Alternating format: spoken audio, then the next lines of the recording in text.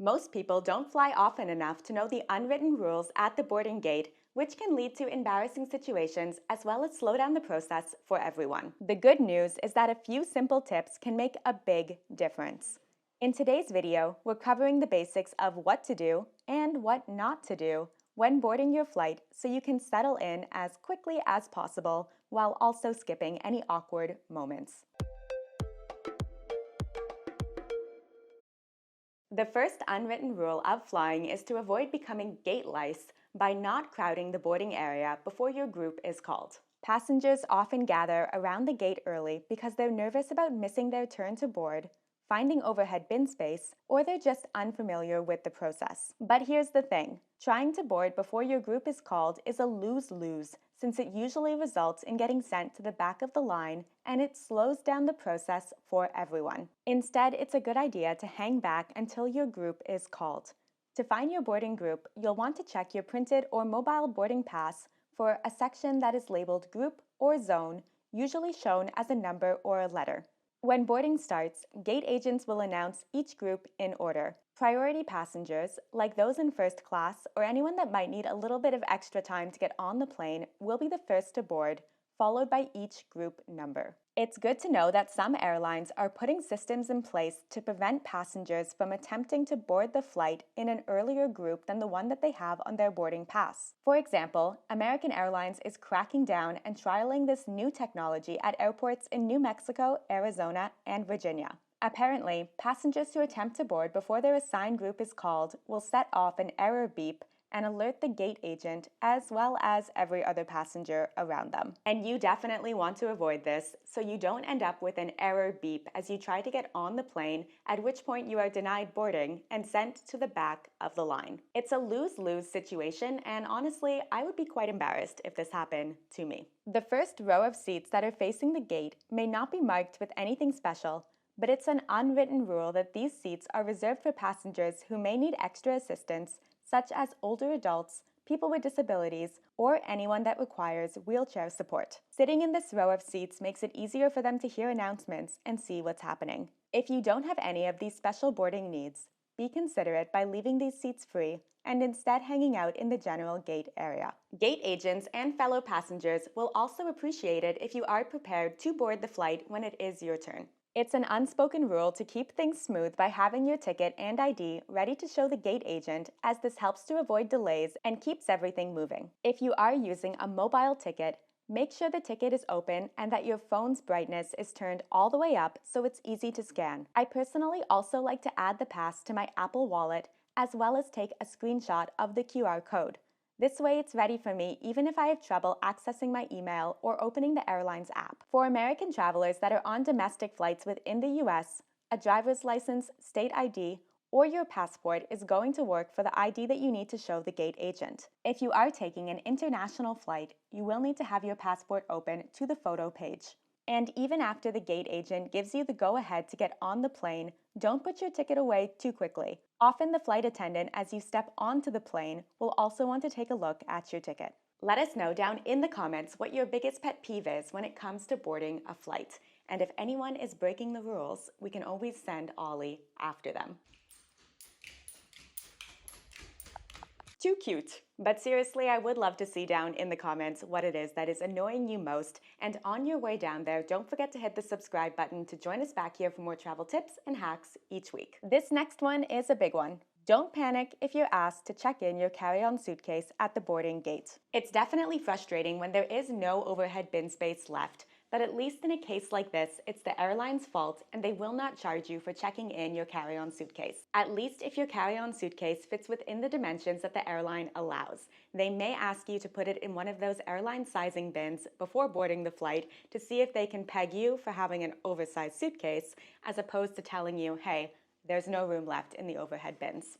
If this happens, there are two things that you can do to make the best of a bad situation. Start by confirming where to pick up your bag by asking the gate agent if your bag is going to be gate checked or if it's going to be sent to baggage claim. This is an important distinction since gate-checked bags are typically returned on the jetway or the loading bridge as soon as you step off the plane, while carry-on suitcases that are sent to baggage claim are going to be picked up on the baggage carousel at the airport. A full printed baggage tag with a barcode usually means baggage claim, while a smaller tag on the handle of your suitcase typically signals a gate check. The second thing to do is to take out any essentials and valuables from your carry-on and place them into your personal item bag that you will be able to keep with you on the flight. This would include things like medications, chargers, and travel documents, as well as anything valuable such as electronics, jewelry, or cash. Once your carry-on suitcase is checked in, it's now completely out of your hands and is at risk of being lost, damaged, or stolen,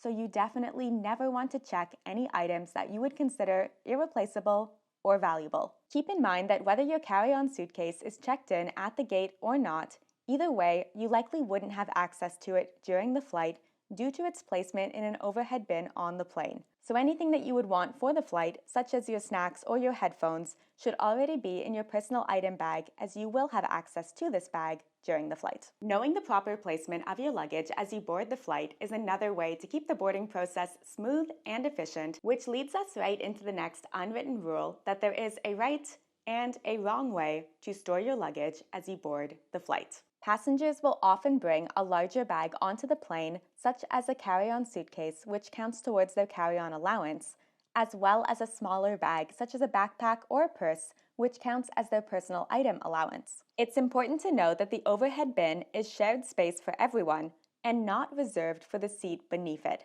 so only place large items like suitcases and larger carry-on bags up there. Keeping smaller items out of the overhead bin helps ensure that there's enough space for everyone's carry-on bags, which prevents last-minute issues where people are forced to check in their bags at the gate. Unfortunately, even if every passenger followed this rule and kept their personal items with them at their seat and only their carry-on bags in the overhead bins, if the flight is full, there is still almost never going to be enough space for all carry-ons. It's a problem, and it doesn't seem like the airlines are coming up with a great solution for us anytime soon. Store your suitcase properly in the overhead bin by placing it on its side with the wheels facing inward and the handle facing out. This not only saves space, but also makes it much easier to grab and pull out when you reach your destination. Your smaller personal item bag should go all the way under the seat in front of you and not just be placed by your feet.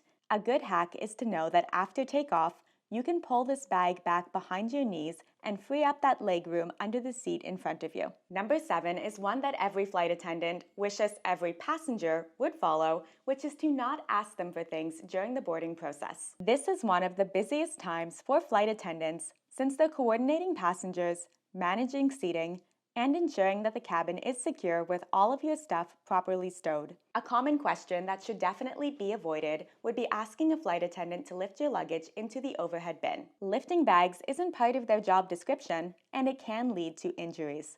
In fact, many airlines specifically ask their flight attendants not to lift passenger bags. If you find yourself struggling to get your suitcase into an overhead bin, asking a fellow passenger for assistance is a better option than asking a flight attendant. Unwritten rule number 8 is to stick to your assigned seat at least until the plane is in the air and you are absolutely certain that no one else will be coming on board, and when the seatbelt sign is being turned off. Once you're on the plane, head straight to the seat that is shown on your boarding pass.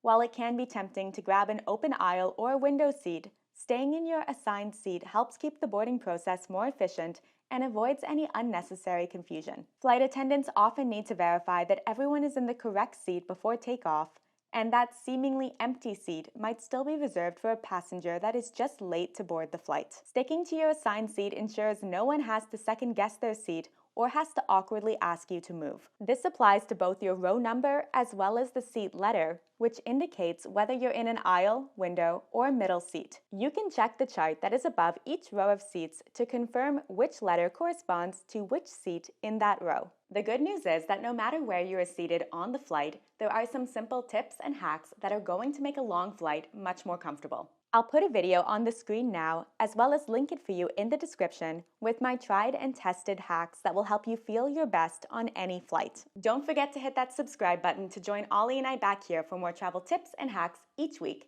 and I will see you in that next video soon. Bye.